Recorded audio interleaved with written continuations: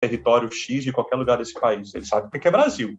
Né? Mas quando a gente começa a descer mais, né, pegar lá o Google Earth e começar a descer até o município, até aquela unidade produtiva, ele faz a mínima onde é que aquele território, aquele município acontece. Então, a questão da indicação geográfica, ela vem trazendo todo esse arcabouço da organização produtiva e de como é que você vende a história desse país. Né? E o Brasil tem muita, desde a cachaça, quando você vai nas fazendas do Rio de Janeiro, em Minas Gerais, produções históricas, fazendas históricas, né? Isso acoplado com o turismo, que aquele consumidor venha ter essa vivência e na volta para o seu território, com certeza ele leva essa história. E aí começa a contar essa história lá e as pessoas começam a ficar mais curiosas, né? Porque tem essa questão da fidelidade à marca.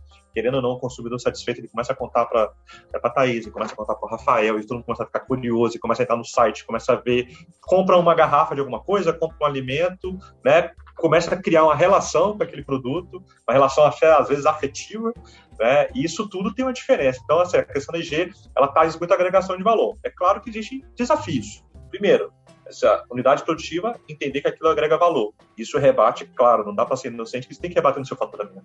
Se ele fez todo um esforço para organizar, mudar o seu linha de processo, contar essa história, ele quer ver o retorno também financeiro, porque está falando de negócios. E isso também, um dos desafios é como é que a gente leva essa história da indicação geográfica até o elo do consumidor final. Porque, de repente, se você para no meio de um elo desse, o torrefador de café, ele compra indicação geográfica, paga um valor a mais, tudo bem, faz a parte dele, mas se dali para frente, na hora de empacotar e não conta essa história, morreu ali naquele elo da cadeia. Então, são sérios desafios, né? Isso sempre passando pela decisão de compra do consumidor final. É isso, né? História para contar a gente tem demais aqui no Brasil, tem muita coisa, como o território que você comentou, um território gigantesco, então a gente tem muita história, mas fica um desafio mesmo, né? Dessa história conseguir chegar até o consumidor, que dirá um consumidor que está em outro país, às vezes em outro continente, como é o caso, né, dos árabes, lá no norte da África, no Oriente Médio. Então, como você falou, é um processo de médio e longo prazo, né? Não sei se tem como medir esse tempo aí de investimento para a pessoa ter uma ideia, para os pequenos empreendedores terem uma ideia. Será que tem como a gente falar mais ou menos de tempo em relação a isso? Eu acho que desde a decisão, né, assim, aí é uma questão mesmo de tempo quando a gente está falando de médio e longo prazo. Uma questão de 6 a 1 ano e meio, para você ter esse posicionamento maduro lá fora. Né? Entendendo assim, você vai ter que, inclusive, ver como é que seu produto vai ficar disponibilizado numa gôndola X no mercado Y, no território W. Né? E isso tudo faz a diferença. E aí são características bem interessantes, né? Quando você olha... os freezers aqui, quando a gente vai no mercado, aqui, pelo menos aqui em Brasília, onde eu estou, é tudo muito horizontal. Né? Então, as embalagens ficam deitadas, né? Fica ali aquela baguncinha organizada. E aí, quando você vai, né, de repente, para o mercado árabe, né, que você tem aqueles freezers, né, na vertical. E aí? A sua embalagem ela foi feita para ficar deitada. E como é que você consegue demonstrar? Então, assim, vamos colocar aí um prazo de 6 a 18 meses para você ter essa estratégia bem consolidada, muito clara, né, do que você quer desse seu produto ou serviço. E, claro, sempre contando com um parceiro comercial que também te agregue valor. Hoje você está trabalhando com marcas, você está trabalhando com inovações, você está trabalhando com produtos que, de repente, naquele país não tem. E como é que você se protege? Hoje existe a questão da propriedade intelectual que é muito forte, e é uma questão mundial. A pirataria não dá para fechar os olhos. De repente, aquele parceiro comercial que você viu e não seja confiável, quem garante que, de repente, ele não pega a sua marca e começa a colocar outro tipo? Enfim, são várias questões. Então, são questões que precisam ser investigadas, né? É o que a gente fala para o empreendedor, correr riscos, mas correr riscos calculados, né? Não é pular do avião sem paraquedas. Não, você pula com paraquedas, você sabe a altura que você vai puxar, tem toda uma segurança envolvida, apesar de parecer que é totalmente loucura aquilo. Então, assim, o mercado é um pouco disso, é correr esse risco de forma calculada, segura, porque o risco vai ter, né? Você está se aventurando uma outra iniciativa que até então você não tinha pensado. Mas são fatores que são importantes de você pensar essa modelagem no seu negócio para internacionalização. Legal. E só puxando, a gente estava agora há pouco falando bastante sobre indicação geográfica, você me corrija se eu estiver errada, mas a indicação geográfica, ela é uma certificação como se fosse um selo, né? Que fala ali da procedência daquele produto, da região onde ele é feito, enfim, existem diferentes tipos. E se alguém aqui tiver interessado, né, em fazer essa organização, quem regula as indicações geográficas aqui no Brasil é o INPE, se eu não estiver enganada, né, Gustavo? Exatamente. São então, dois tipos de indicação geográfica, né? Indicação de procedência e denominação de origem, cada um com a sua característica, né? E sim, o INPI hoje ele é o responsável por certificar, né, esses territórios que têm o interesse.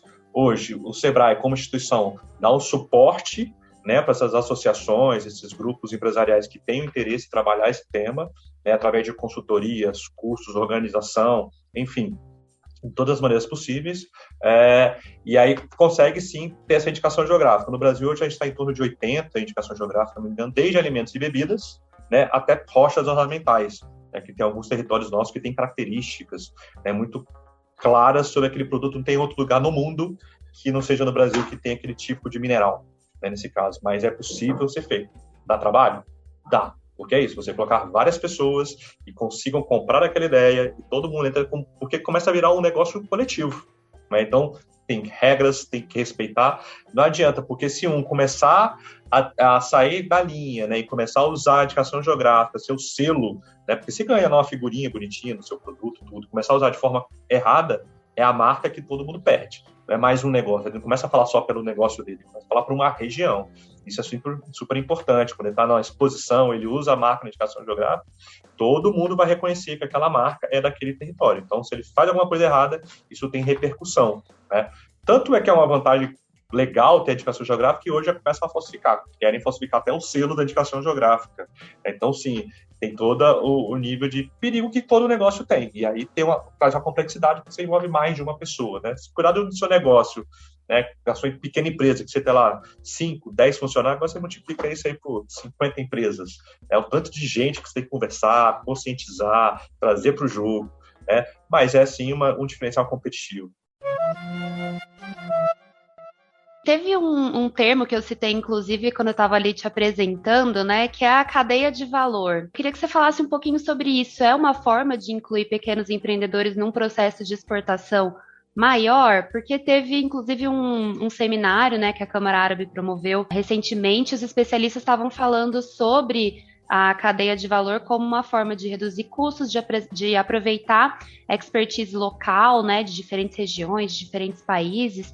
Isso pode incluir pequenos empreendedores brasileiros em uma cadeia um pouco maior? Com certeza, né? Quando a gente está falando de cadeia produtiva, você imagina, né? Então, naquele elo da fazenda, onde planta o grão e vai até o consumidor final. Você está falando de cadeia produtiva. A cadeia de valor acaba sendo aquela relação que a empresa tem tanto com seus fornecedores como seus distribuidores. Como é que ela melhora a sua cadeia de valor? Arranjando bons parceiros, tanto os fornecedores como distribuidores. A pandemia, do ano passado para cá, ela trouxe ela deixou muito claro, né, as relações comerciais que existiam no mundo. Vários países fechando fronteira, cancelando o contrato, outros vendendo, mesmo com o contrato, vendendo para outro país. Então, essas coisas começaram a ser repensadas, né? Vários países agora estão olhando para suas cadeias de valores, aquela grande empresa. Hoje, ela começa a ter um olhar diferente para o seu território, tentando identificar fornecedores que, se porventura, tomara que não, tenhamos uma outra situação dessa, ela não consiga ficar não tão vulnerável à questão de fornecimento do mercado internacional, por exemplo, do mercado de fora. Então, assim, hoje no Brasil a gente desenvolve vários projetos de inserção de pequenas empresas em cadeia de valor de grandes empresas, onde a gente trabalha com essa grande empresa identificando os seus gaps de competitividade, o que está pegando para ela de problema, melhorando aquele fornecedor existente ou capacitando novos fornecedores para que aquele problema pare de ocorrer naquela relação com a grande empresa. Quem ganha com isso? A grande empresa que começa a passar a ter menos custo, porque ela tinha muito trabalho de ficar fiscalizando aquele fornecedor dela, devolvendo o pedido, ensinando como faz preço, né? Ela começa a ter o tempo dela otimizado, porque ela começa a olhar outras coisas que ela precisa olhar, né? E aquela pequena empresa que, de repente, não tinha aquele mercado, nunca tinha reparado que uma grande empresa pode ser um consumidor para ela, porque ela consegue comprar produto e serviço, né? Tem um mercado já que meio que garantido, que é o mercado corporativo. Né? E aí a gente tem exemplos desde chaveiro fornecendo para grandes empresas petrolíferas a pequenos produtores rurais que fornecem lá o seu suíno, o seu frango, que vão ser exportados para essa grande. Vai chegar em outros países, por exemplo, asiáticos. Então, assim, essa relação das cadeias produtivas, suas cadeias de valores é super importante. Isso ajuda totalmente o desenvolvimento da empresa, do território e do setor. Legal. Então é como se fosse ali uma subdivisão de uma grande empresa, né?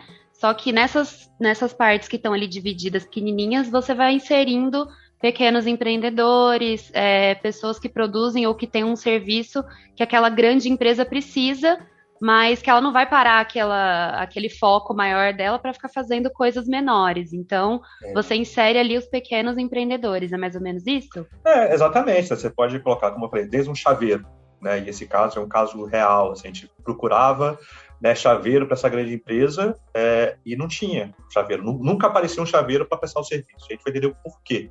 E a gente entendeu que era o seguinte, a mesma restrição que ele botava para entrar um produto, uma árvore de Natal, né, com um equipamento enorme para a questão do petróleo, ele era a mesma cobrança que ele fazia para o chaveiro. O chaveiro ficava com preguiça. Ele falou, para entrar na empresa eu preciso de 1 hora para o cara de vídeo de segurança, mais meia hora para o gerente, não sei o quê. Então, por exemplo, a gente mudou esse processo dentro dessa petrolífera, né, para que chaveiros tenham um tratamento diferenciado. Isso alavancou, né, porque era uma questão, o serviço que o cara levava 20 minutos para fazer, ele passava 1 hora e meia esperando, e mais 30 dias para receber. Não fazia sentido nenhum você colocar um chaveiro com a galera que fornece plataforma, né, o nível de cuidado. Então, assim, quando a gente fala de cadeia de valor, a empresa ela olha para os seus processos internos e vê onde é que ela está perdendo valor.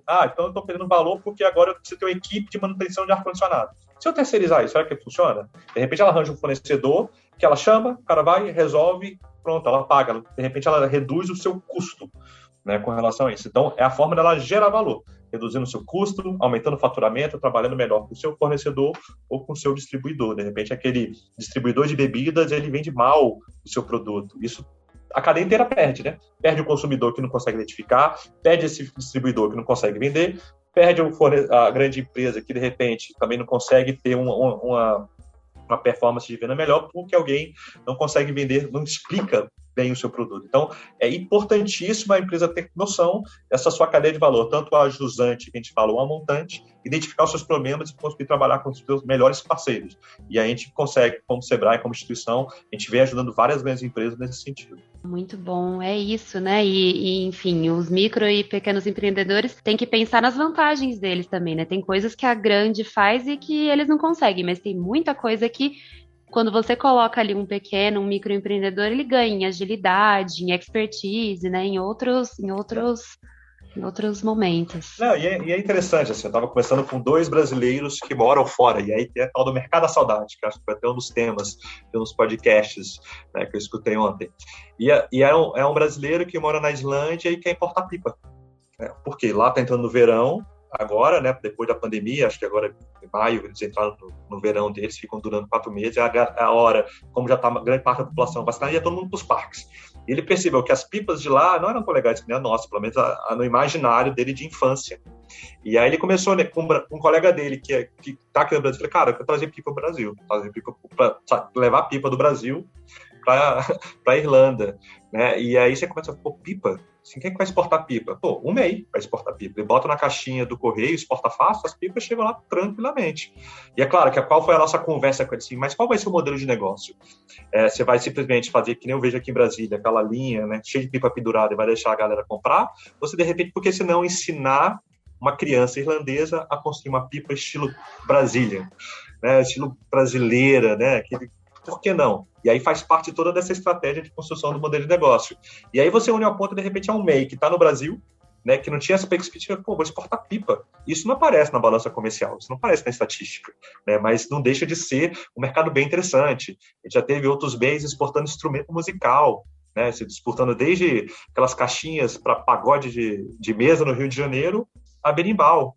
Né? Por que não? Isso é possivelmente é feito por MEI. Artesanato, biojoias, né, rendas, enfim, as possibilidades são tantas, né, que você não precisa ter aquela visão de ter que fechar container. É isso que a pandemia também conseguiu trazer, né, conseguiu evidenciar. A gente foge um pouco daquela figura de aquele pátio dos portos cheio de container para, de repente, um galpão de um e-commerce. Aquele bando de caixinha pequenininha, aquela confusão, aqueles robozinhos empurrando para cima e para baixo. Isso sim, um monte de oportunidade que traz, né, esse digital na questão do mercado internacional.